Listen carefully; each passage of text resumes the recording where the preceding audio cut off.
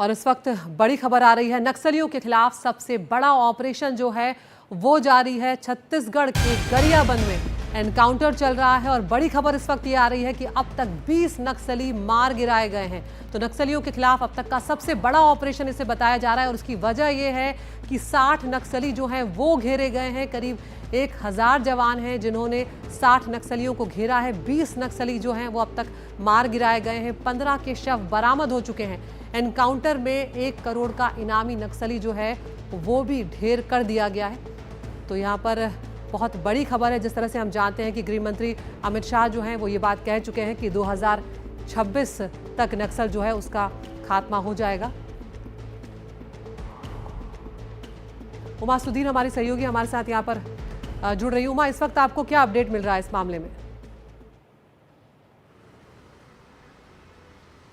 बहुत ही बड़ा ऑपरेशन है जिसके बारे में union home minister Amit Shah ji ने कहा है कि ये नक्सलिज्म ख़त्म होने का वाला इशारा है। आज का जो एनकाउंटर है उसको ऐसी अहमियत देकर जो गृह मंत्री हैं उन्होंने एक्स पर ट्वीट किया है। इसमें 3-4 खास बातें हैं। एक तो ये कि ये उड़ीसा छत्तीसगढ़ के बॉर्डर रीजन में हो रहा है और 2 बॉर्डर डिस्ट्रिक्ट्स जो हैं उन दोनों में इन्वॉल्व हैं और उड़ीसा का स्पेशल ऑपरेशंस ग्रुप और छत्तीसगढ़ का स्पेशल ग्रुप्स एलिट E30 वाला ग्रुप एक है और उसके अलावा CRPF के पैरामिलिट्री फोर्सेस इस पूरे एक ऑपरेशन में इन्वॉल्व हैं और 1000 से ज़्यादा सिक्योरिटी पर्सनल उस पूरे इलाके में पहले तो कोमिंग ऑपरेशंस होती है ताकि उसको एरिया को क्लियर करने की एक कोशिश होती है ताकि बाकी जो फोर्स आए उनको रिस्क ना हो। तो एक तरह से जो ग्राउंड को कोम किया जाता है वो किया गया और उसके बाद नक्सलियों को घेरते हुए ये पूरा जो ग्रुप है उन्होंने कोऑर्डिनेटेड एफर्ट, जब मल्टीपल ग्रुप्स होते हैं और मल्टीपल राज्यों की हम बात करते हैं तो उसमें कोऑर्डिनेशन बहुत बड़ी चीज़ होती है और यही हुआ। और ये सिर्फ आज का एनकाउंटर नहीं है क्योंकि 19 तारीख को ये एनकाउंटर शुरू हुआ था जब ये ऑपरेशन शुरू हुआ था और उसके बाद हमको पहले खबर मिली थी कि 2 औरत महिला जो माओवादी हैं उनको मारकर गिरा दिया गया है और उसके बाद 12 की खबर आई, फिर 14 की खबर आई और सबसे बड़ा जो नाम इसमें से निकल रहा है वो चलपति का है जिसका वैसे तो नाम रामचंद्रा रेड्डी है। वो चित्तूर ज़िला आंध्र प्रदेश से हैं और उनको जयराम भी बोला जाता है क्योंकि नक्सली अक्सर उनके 2-3 नाम हुआ करते हैं। जब वो माओवादिस्ट ग्रुप में चले जाते हैं तो उनके जो अलायंसेस हैं उसको भी यूज़ किया जाता है। तो वो माओवादी जो रैंक्स हैं उनको चलपति नाम से जाना जाता है और वो एक बहुत बड़े मिलिट्री स्ट्रैटेजिस्ट माने जाते थे। बहुत ऑपरेशंस को उन्होंने हेड किया है।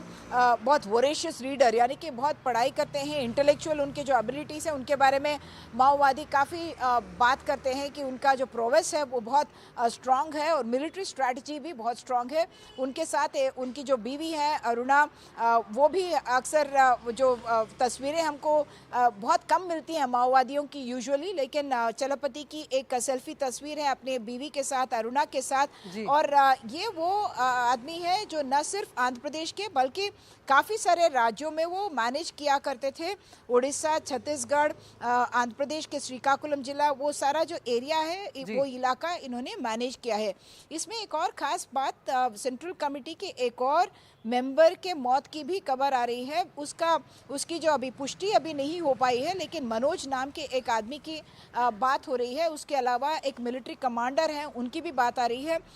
जब आइडेंटिफिकेशन की जब बात होती है तो थोड़ी बहुत देर लगा देती है सिक्योरिटी फोर्सेस क्योंकि पहले तो वहाँ तक पहुँचने के लिए देर होता है और उसके बाद उनको आइडेंटिफाई करना भी मल्टीपल सोर्सेस से करना पड़ता है क्योंकि वैसे तो उनके पब्लिक आइडेंटिटीज होते नहीं है। तो चलपति का आप जिक्र कर रही हैं, ये अपने आप में बहुत बड़ी कामयाबी है सुरक्षा बलों के लिए क्योंकि आपने जिस तरह से बताया कि वो सिर्फ एक राज्य में नहीं कई राज्यों में नक्सली गतिविधि जो है उन्हें वो अंजाम दे रहा था, उनको वो ऑपरेट कर रहा था। तो ये एक बड़ी कामयाबी सुरक्षा बलों के हाथ लगी और जिस तरह से आप कह रही हैं कि कुछ और बड़े नाम जो हैं हो सकता है वो भी सामने आए कुछ देर में क्योंकि एक बड़ा एनकाउंटर है और अब तक का सबसे बड़ा एनकाउंटर ये साबित होने जा रहा है जिस तरह से सुरक्षा बलों का ये ऑपरेशन चल रहा है। बहुत बहुत शुक्रिया उमा इस तमाम जानकारी के लिए। अपडेट के लिए आपके पास आते रहेंगे।